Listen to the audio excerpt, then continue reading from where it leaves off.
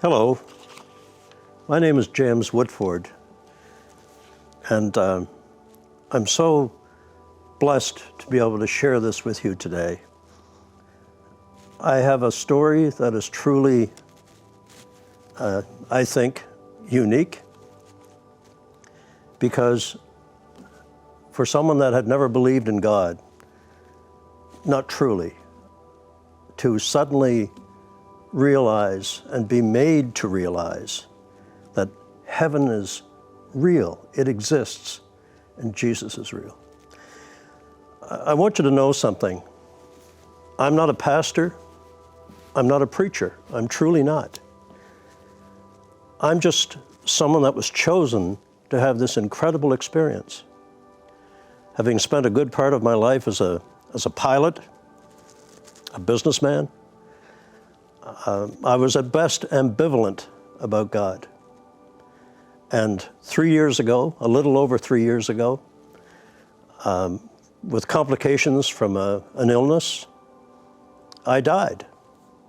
I was clinically dead and saw something truly incredulous, something that I never dreamed could ever be real. For me, I'm sad to say, Christians were someone who, I don't know, I just couldn't understand. If it wasn't in a technical manual, how can you believe it?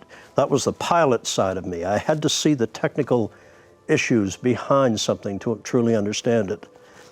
And what I realized now, of course, was I had no faith. So if I'm not a pastor and a preacher, then what am I?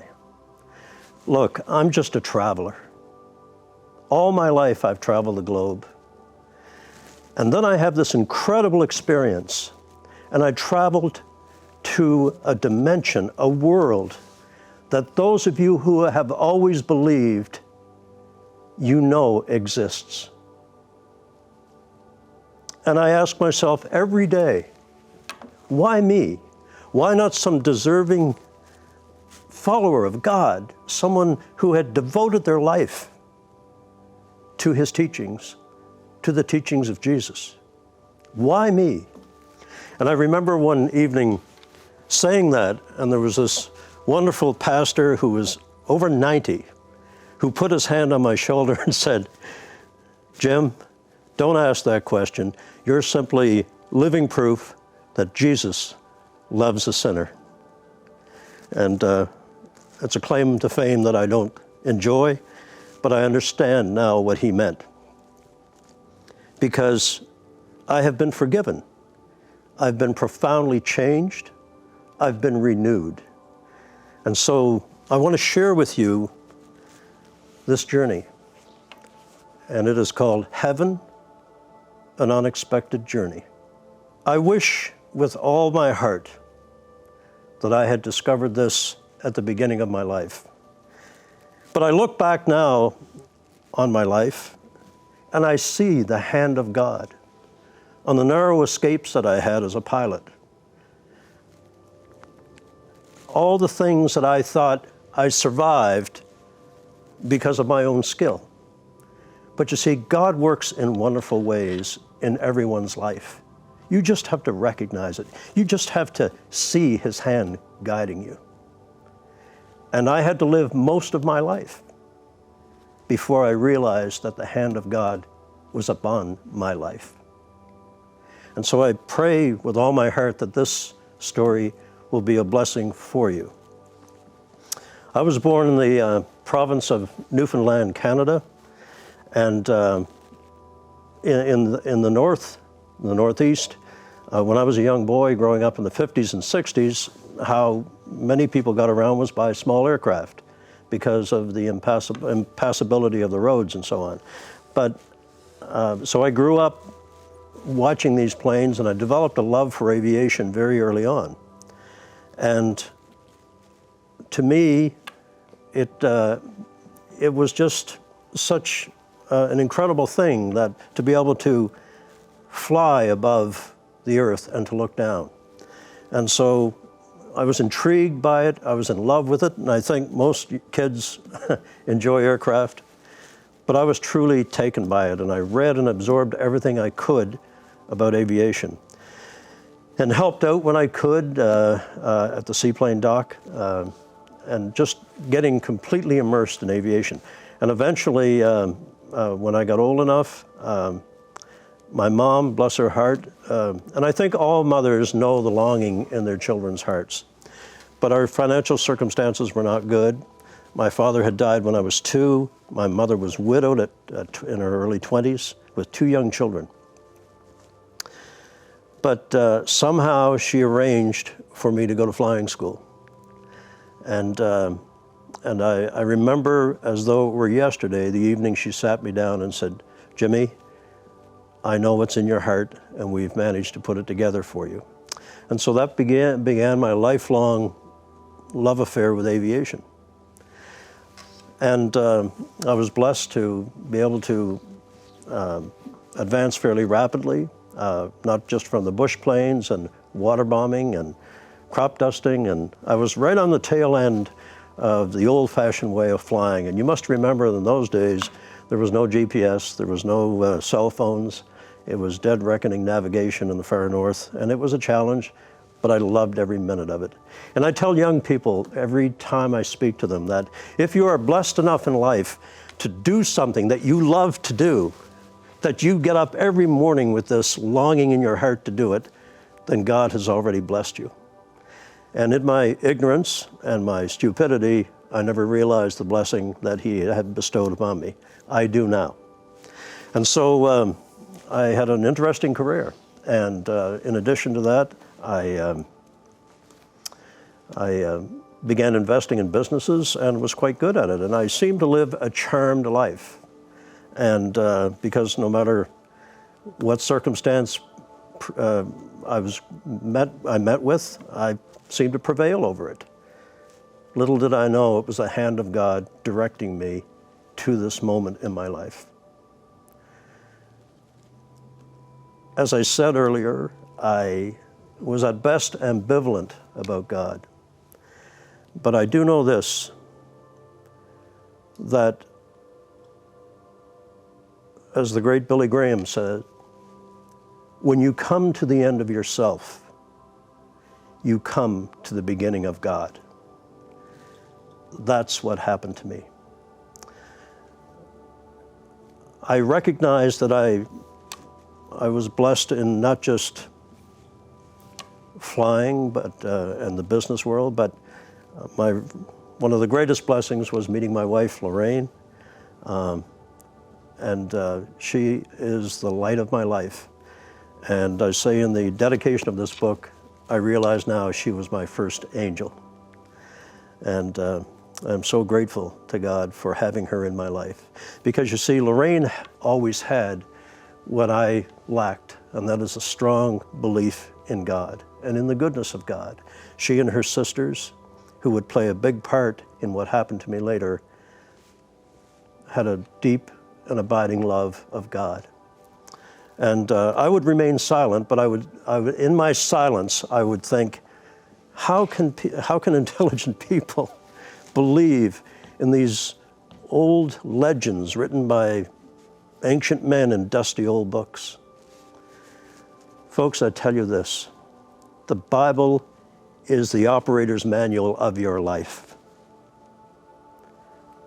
It is how to live your life. And I read it and study it every day now because I'm trying to understand as much as I can so that I will no longer be ignorant in the ways of God. You know, it's interesting. I seem to have done it in reverse. Most people are raised Christian, they go to church, they have a loving Christian family, they come up through, they study the Bible, it's part of their education, and they eventually become involved with the church and live their life according to the Word of God. Then they pass and they go to where they've always believed they would go. I've done it backwards. I went to heaven, and now I'm coming back and learning everything in the reverse direction. So, you know, my scriptural knowledge is limited. I have no knowledge of theology, but I'm trying hard every day to learn. But I do know this, that God, I think, chooses the most unlikely candidates to have this experience. And I know now that I am certainly not alone, not by a long shot. When I speak to people, many times people will come up to me very shyly and say, Jim, 10 years ago, I had a heart attack. I saw angels. Or I died on the operating table. I saw my mother. Or I saw God. Or I saw Jesus. And many people are reluctant to come out and talk about that. But you see, I had to come out and talk about this because I stood in front of Jesus Christ, the Son of God, and He gave me a commission. He gave me a commission to go and tell my brothers and sisters of the wonders we have shown you. And so today, that's what I want to do. As I said, I led a charmed life. But I was filled with the need for material things. I had a collection of British sports cars. We had a large, a large yacht. Everything, the beautiful horses, everything that one would think epitomized the classic American-Canadian dream of success. And yet,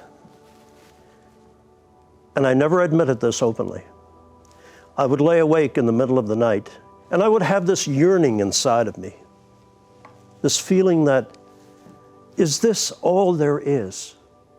Is this all there is?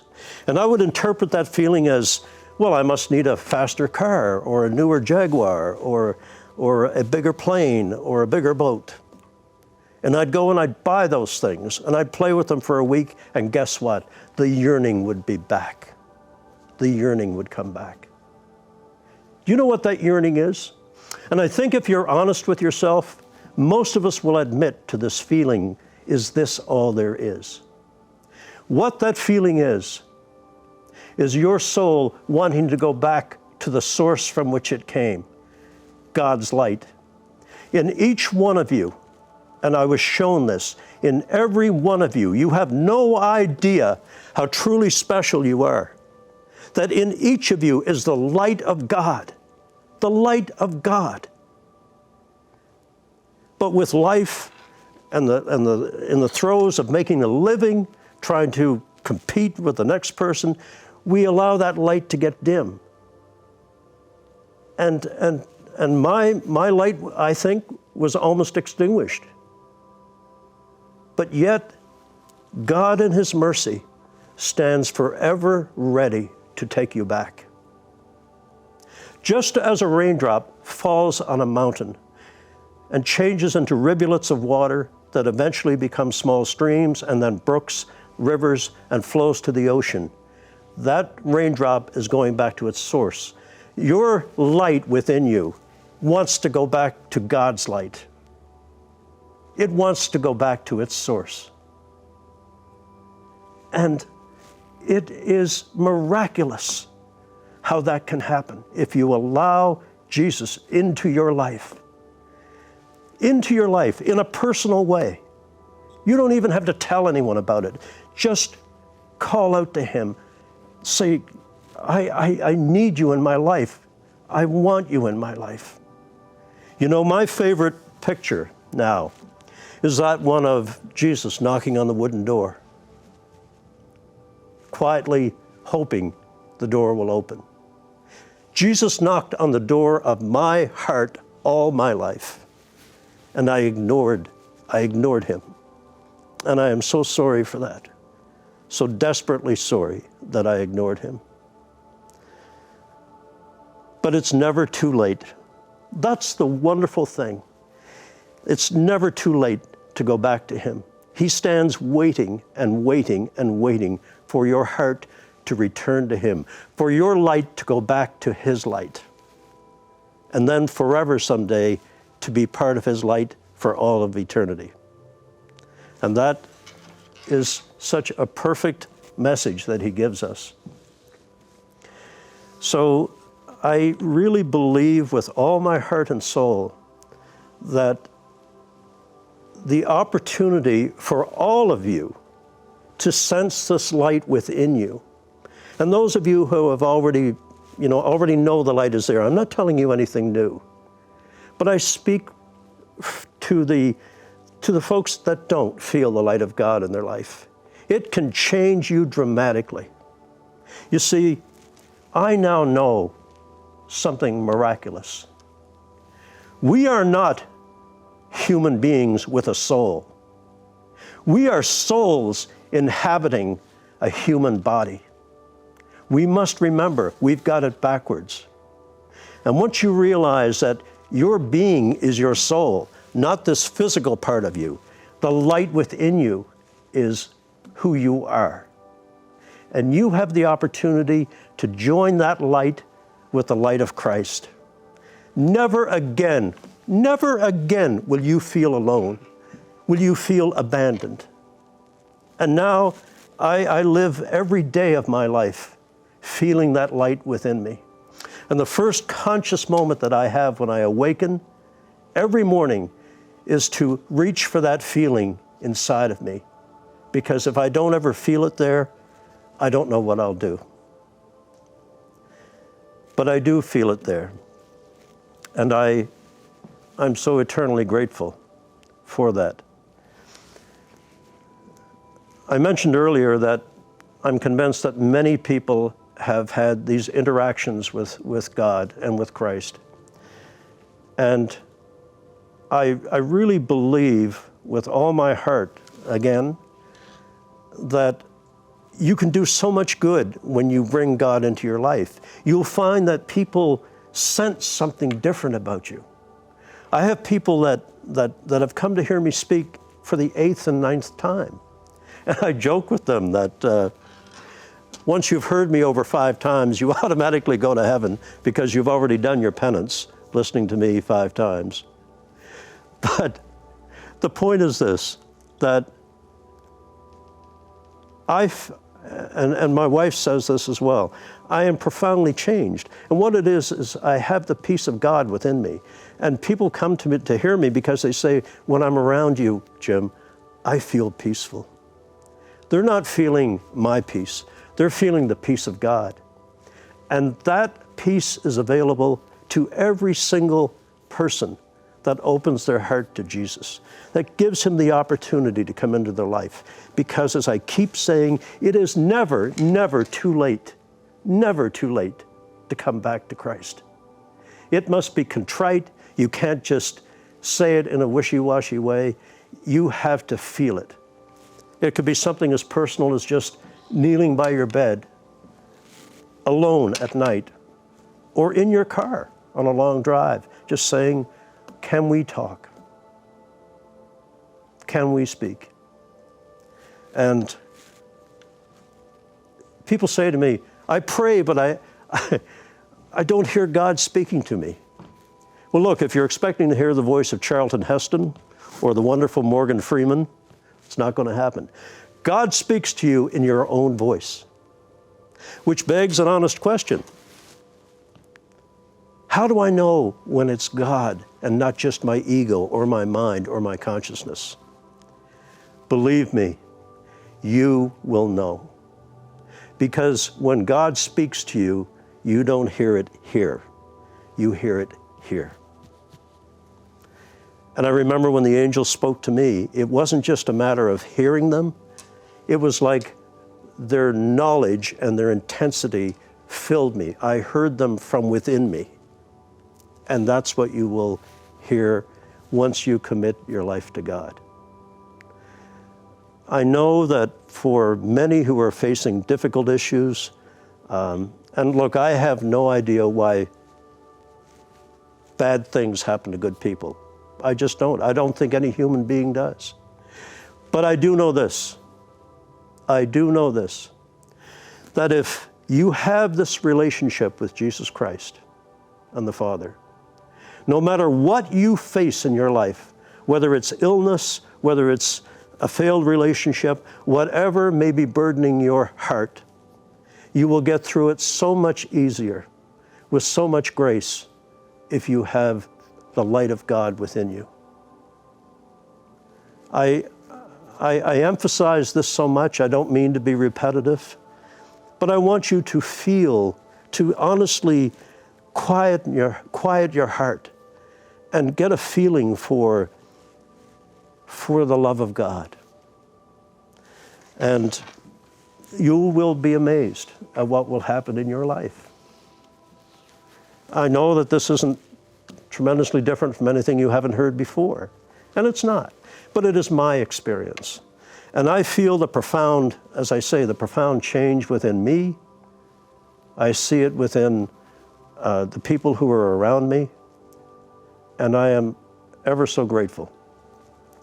So, I'm hoping that, as I said, as we go into this story a little deeper, that we will have an opportunity to explain to you what you're about to see on my journey to heaven, because it is stunning to realize that a world exists, that it is, as I said, not myth, not legend, not some story. It really, really exists. Another world, another dimension that is so amazingly beautiful and peaceful. And I'm going to ask you as we go forward with the story to take off your earth hat and put on your heaven hat, because you must, as we go ahead with this, suspend everything you've ever been taught about the laws of physics, spatial references, time, because everything is completely different in God's home. Completely different in a wonderful way. And I pray also that for those of you that have lost a loved one and miss them every single day, that this will be a blessing to you, because you will see them again. You will see them again. And I'm going to explain to you exactly what happens when you do. So that is such a comfort to people, or to parents who have lost a child through tragic circumstances or disease, that when they eventually get to heaven, if they follow what I'm suggesting, that beautiful child will greet them in heaven, and they'll be forever together. And I have had so many wonderful experiences of people that have come up to me and said, what a blessing it is to know that I will see my daughter who passed away, or my son who was killed in a car accident. Because we have become people that are hopeless, in the sense that we've given up hope. And this message is one of hope. It's one of despair, my despair.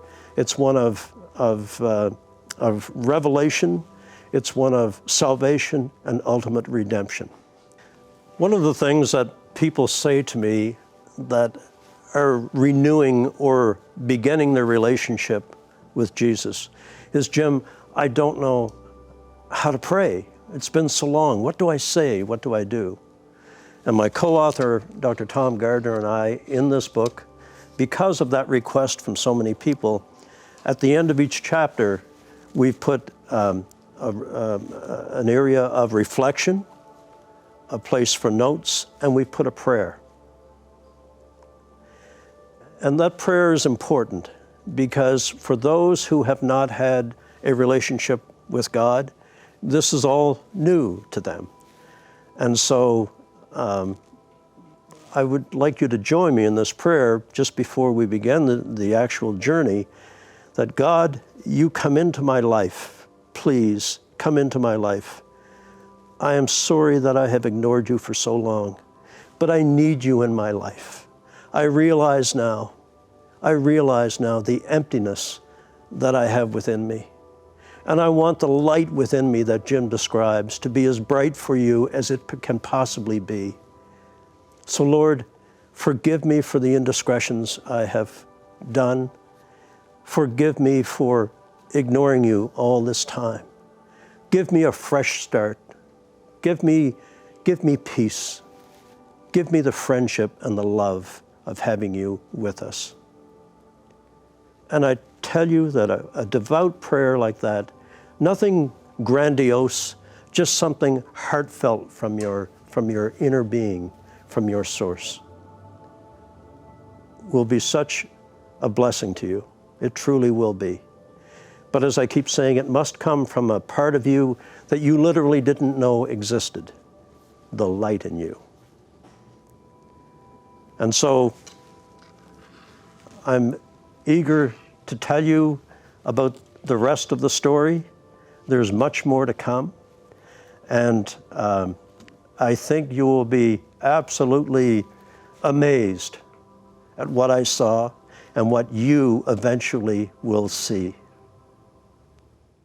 Have you ever wondered what heaven is truly like? Do you know someone who questions life after death? Now you can know the testimonies of people who experienced life after death.